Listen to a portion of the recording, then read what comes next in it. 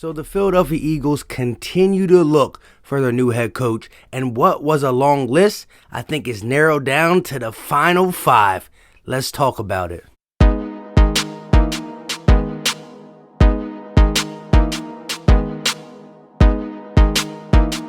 What is going on, everybody? I go by Philly Mike, and this is the Philly Talk Podcast. If you are new to the channel and love talking Philly sports every single day, we'll go right ahead and hit that subscribe button. And if you haven't done it already, make sure you turn on post notifications so you know when I go live or drop some content. Shout out to everybody who got post notifications on. Appreciate you guys. On that note, if you are ready to see who the Eagles are going to name head coach, smash that like button. And with all that being said, let's jump into today's topic. And we're going to stay right there on the head coaching search. And oh boy, has it been a stressful head coaching search for the Philadelphia Eagles. I mean, we get started a week late. So right there, we're already behind the 8 ball. So when we send interviews out to guys like Robert Saleh, Arthur Smith, even Brandon Staley, boom, they already picked their destination. And I'm not saying they would have picked the Eagles anyways, because right now the Eagles' job is not that enticing when you look at GM and the quarterback controversy. And that's why when you look at the picture, you see two people remaining who need head coaches. That's the Texans and the Eagles. And pretty much we have the same thing going for us: quarterback controversy and GM problems. That's why we are the last ones to get a head coach. The Jets got Robert Saleh. The Falcons got Arthur Smith. The Chargers got Brandon Staley. And the Lions are going to be finalizing later today a head coaching job for the Saints assistant coach, I want to say. I don't remember his name, but he is going to be the head coach for the Detroit Lions. Forgot his name once again, but the assistant coach to Sean Payton for the Saints. And it also has been reported that he's possibly going to bring Mike Kafka from Kansas City, who is their quarterback coach, as his OC in Detroit. And the Eagles already reported that we are not interested in Mike Kafka for the head coaching position. It is what it is. Did he turn us down for an HC position, or did we just not have interest? I don't know, but everything's going crazy. And so once we heard Brandon Staley was getting picked up by the Los Angeles Chargers as the head coach, we were like, hey, let's throw an interview to Brian DeBall, the guy who made Josh Allen look like an MVP type quarterback. And he responded with, nope. No, thank you. I'll stay in Buffalo. Now, was it because the Eagles' job is just so crazy, or was it because he likes what he's doing in Buffalo and wants to grow a little bit more before he becomes a head coach? Who knows? But at the end of the day, the Texans, the Eagles, GM problems, quarterback problems, and we are the last pick in a head coach. Who's to say we won't get a good one still? But Robert Saleh, Arthur Smith, Brandon Staley, these guys had no hesitation. We like them. They're our guys. Let's lock them in. And here we are with 5 guys who I'm not even sure the Eagles are going to take, even though they are showing signs in one of them very heavy. And we're going to talk about that right now. So reports are that Josh McDaniels had a great interview, a 9-hour long interview. What did they do for 9 hours? Did they take all his stuff from New England and move it into Philly without anybody knowing in that 9-hour span? I mean, you tell him what you like, you tell him what you don't like, you tell him about the problems you had in Denver and Indianapolis, why you didn't want to go there, tell him what you want to do, your staff. I mean, that don't take 9 hours. So what really went on in that 9-hour interview? It is what it is. We're going to talk about what I like about McDaniels and what I don't like about McDaniels, but because I got behind the head coaching videos, I want to talk about the other guys on the screen. You saw the thumbnail: Todd Bowles, Deuce Staley, Joe Brady, and Eric Bieniemy. So let's get a little take on these guys real quick, and then we'll finish up with Josh McDaniels. He's also going to be in this pros and cons. Now, this ain't everything I like and everything I dislike, but these are the few things that jumped out at me when I look at these coaches. Let's roll the tape.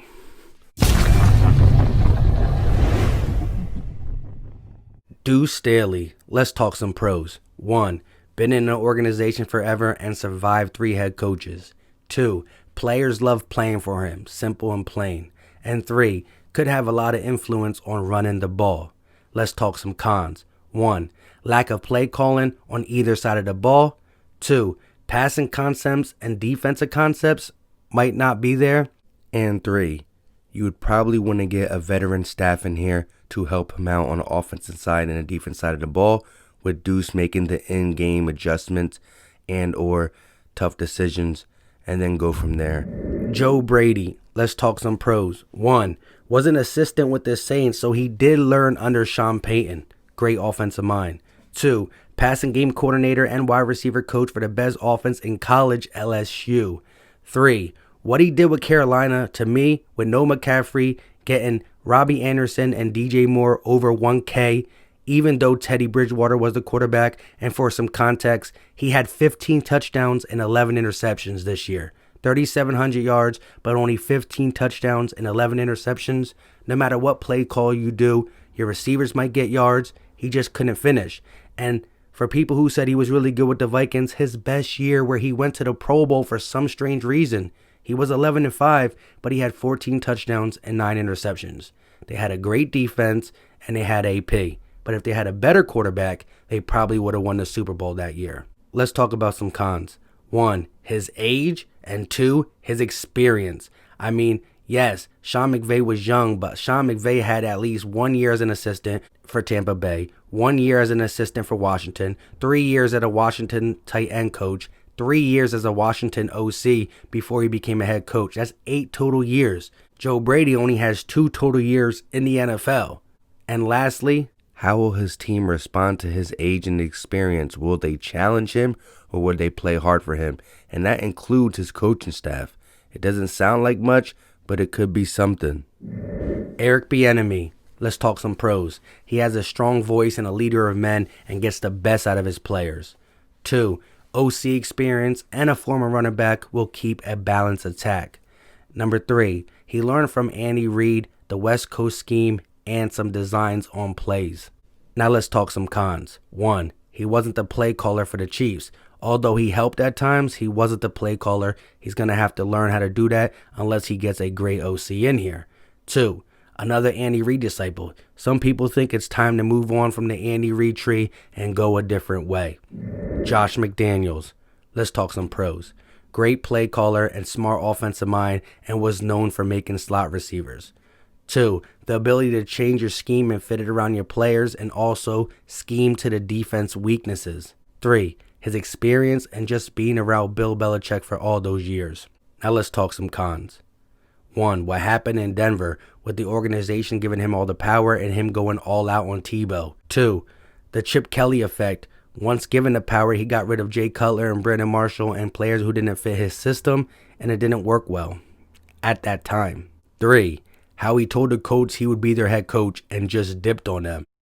Well, there you go. Some pros, some cons for the 5 guys I got on the screen. Now, that's not all the things I love and all the things I dislike about these guys, but I wanted to get a quick overview of how I feel about these coaches. One of these guys, to me, will be the head coach of the Philadelphia Eagles.